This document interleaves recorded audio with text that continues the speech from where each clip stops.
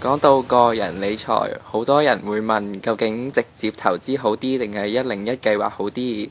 首先我就講下咩叫101計劃啦。101計劃嘅全名係投資相連壽險計劃。咁點解叫101計劃呢？就係因為如果保單持有人喺保單年期之內不幸身故嘅話，受益人呢就可以攞到戶口淨值嘅額外1%，夾埋就係101%，所以叫做101計劃。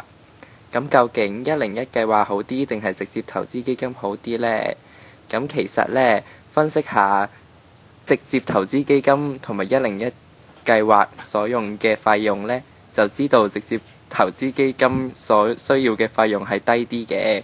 另外呢，101計劃呢都係有鎖定5到25年嘅供款期，而且佢嘅退保期都比較高昂，所以總括嚟講，直接投資基金係比較划算㗎。